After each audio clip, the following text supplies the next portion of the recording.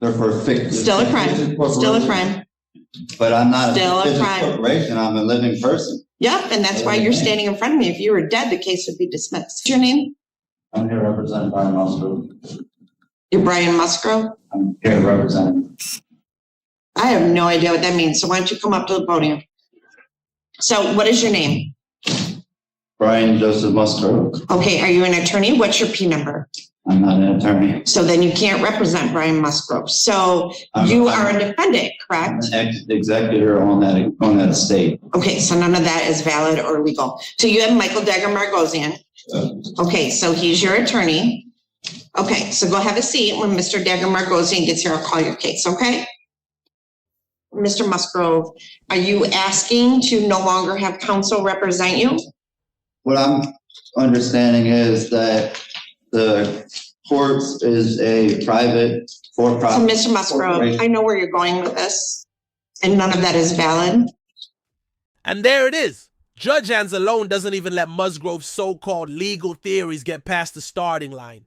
This is textbook courtroom reality versus YouTube conspiracy. Sovereign citizens often argue that courts have no authority over them. But the truth is, these defenses have been rejected in every U.S. jurisdiction every single time. Judges don't waste time debating, they simply shut it down. What's fascinating here is how calm, almost surgical Judge Anzalone is as she slices through his arguments. She's making it crystal clear. You can call yourself whatever you want, but if you're charged with stealing nearly 70 grand, you're still standing in a courtroom.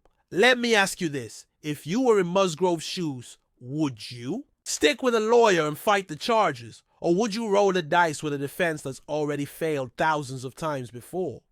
The all caps name. Of course, none of that is valid. None of that is law. You are standing in my courtroom. I have jurisdiction over you. So none of that is valid under the law of the state of Michigan or the Constitution of the United States of America. What do you mean it is? No. The Supreme Court says it is. Nope, not valid. So what you are talking about is not going to get you out of this case. You're not going to be able to say all those things because it's not valid. Everyone involved in this court case has a financial interest in the case. I don't have a financial interest in your case. I get paid by the state of Michigan, whether you plead, whether it gets dismissed. I don't make any money off the In order for there to be a crime, there has to be a victim. There is no. Well, the victim that's alleged in this would be that business. Right, and I can't face that accuser because that business can't get on the stand for me to ask questions, and a third party. But their representative can. Yes, they can. Yes, they can. Yes, they can. Laws and statutes that you guys go by are legal. Corporations. They're for still a crime. Still a crime. But I'm not still a crime. Corporation. I'm a living person. Yep, and that's why you're standing in front of me. If you were dead, the case would be dismissed. So, do you want to represent yourself, or do you want to have an attorney to represent you? I need some time to think.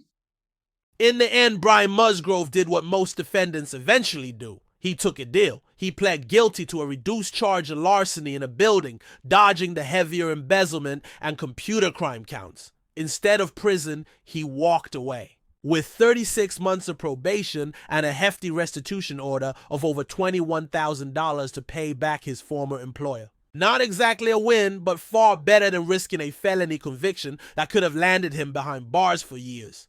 Cases like this show how quickly a courtroom strategy can collapse when it's built on shaky ground. So what do you think? Did Musgrove get off easy, or should he have faced the full weight of the original charges? Let us know in the comments. And if you found this case as shocking as we did, make sure to hit that like button, share your thoughts, and don't forget to subscribe for more jaw-dropping courtroom breakdowns.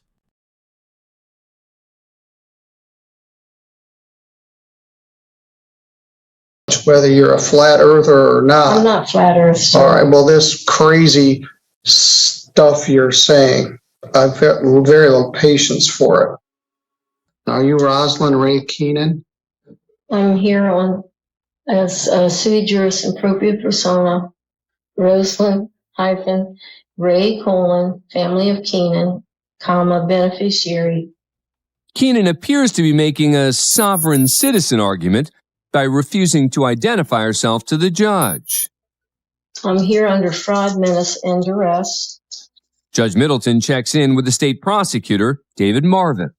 Mr. Marvin, is there a plea offer here? What I would do is offer an attempt resisting and obstructing and dismiss count 2. And if there's no other incidents with law enforcement or any other reason to continue, I would dismiss this. What would you like to do? Are you asking me to take a plea? I'm asking you if you're willing to accept the prosecutor's plea offer. I don't understand that. Mr. Marvin, let's Explain just it. put I'm not on a playing plea. games. I'm serious. You are playing games, and first of all, you I'm don't. trying to advance to All right, what I'm stop. here. You don't interrupt the judge, whether you're a flat earther or I'm not. not flat earth, sir. All right, well, this crazy stuff you're saying, I've got very little patience for it. You don't have an attorney, which concerns me because these charges could result in your incarceration. May I ask what jurisdiction is this, civil or criminal? This is a criminal case, which points out the fact that you could use a lawyer if you can't tell the difference between a civil and a criminal case. I have to know the jurisdiction this court is operating under. Stop. Sixth Amendment grants me the right to know the jurisdiction being applied. All right, stop. If you interrupt me one more time, I'm going to find you in contempt and you're going to go to jail. Objection, please. All right, I find that you're in contempt. You're I do going not to wish jail. I'm This simply matter trying is to adjourned and exercise tomorrow my at Sixth 3 Amendment o'clock. rights, please. So you can think about And it we can go overnight in forward with jail. this right now, please. No, you're going to I do jail not for wish to be in 24 hours. contempt. I know you don't wish to go to jail, but you certainly I have will earned it. continue with this if you please let me finish. We'll talk about it tomorrow, and you will be more respectful to the court. I You can will speak. provide the You will not citation. interrupt the court. Your citations are meaningless. I'm sorry I So you interrupted can you. go Do you wanna with the continue? officer. I don't want to argue about it. Take I'm her not out of here. We arguing. will address this tomorrow at 3 o'clock. And there it is. One night in jail was all it took to flip the switch. Yesterday, she was spouting sovereign citizen jargon. Today, she's politely asking for a court-appointed attorney. That's the reality check of contempt. The judge gave her 24 hours behind bars, and suddenly the Constitution sounded a whole lot less like a get-out-of-jail-free card. This case isn't closed yet, but it's a perfect example of how courtroom theatrics usually end. Not with a win, but with handcuffs. What do you think? Did the judge handle this the right way, or should he have given her more time to explain? Herself? Drop your thoughts below. And if you found this as jaw-dropping as we did, hit like, share this video, and don't forget to subscribe for more unbelievable courtroom breakdowns.